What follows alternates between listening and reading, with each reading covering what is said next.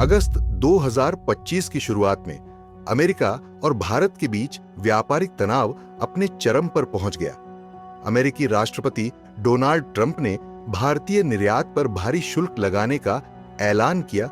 शुरुआत 25% से हुई और कुछ ही दिनों में यह बढ़कर 50% तक पहुंच गया। क्या हुआ, क्यों हुआ और इसका असर दोनों देशों पर कैसे पड़ेगा, आइए समझते हैं। पहला कदम 30 जुलाई 2025 को उठाया गया, जब ट्रंप ने एक आदेश पर हस्ताक्षर कर भारतीय सामान पर 25% रिसिप्रोकल टैरिफ लगा दिया। व्हाइट हाउस का कहना था कि भारत लंबे समय से अमेरिकी सामान पर ऊंचे आयात शुल्क और कई गैर शुल्क बाधाएं लगा रहा है और अब अमेरिका बराबरी का जवाब दे रहा है।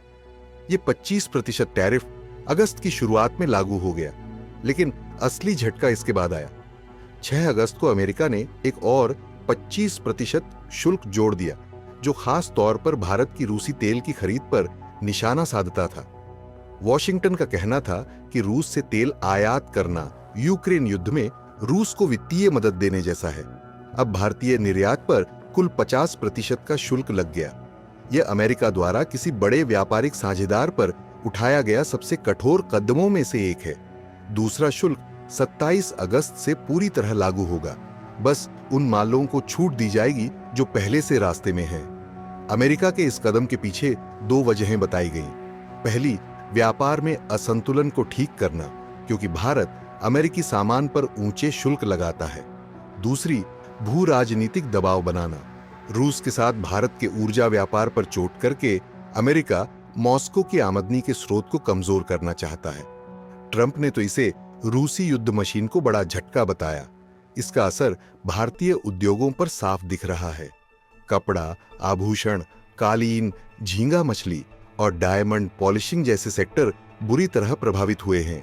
कृषि उत्पाद जैसे जीरा और इसबगोल पर भी असर पड़ा है। विशेषज्ञों का मानना है कि इन क्षेत्रों के निर्यात में 70% तक की गिरावट आ सकती है। हालांकि दवा और इलेक्ट्रॉनिक्स जैसे स्मार्टफोन और सेमीकंडक्टर को फिलहाल इस शुल्क से छूट मिली है।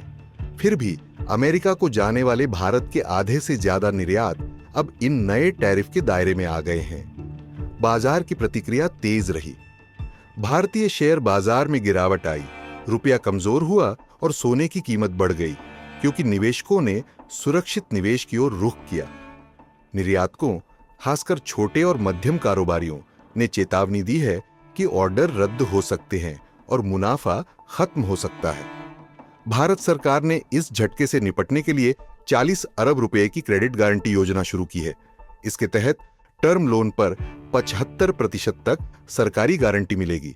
सरकार नए बाजारों की तलाश में भी है, खासकर मध्य पूर्व, अफ्रीका और दक्षिण पूर्व एशिया में।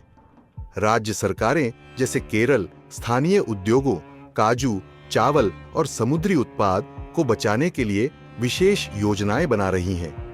ये टैरिफ अमेरिका भारत के उस लक्ष्य को भी प्रभावित कर सकते हैं जिसमें 2030 तक आपसी व्यापार $500 अरब तक पहुंचाने की योजना है।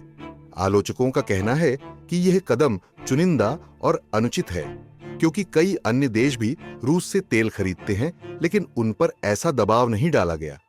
भारत का कहना है कि उसका तेल आयात सिर्फ ऊर्जा सुरक्षा और घरेलू ईंधन कीमतों को स्थिर रखने के लिए है।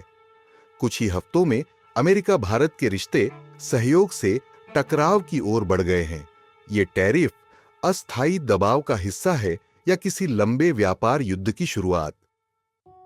इसका जवाब आने वाले महीनों में मिल जाएगा।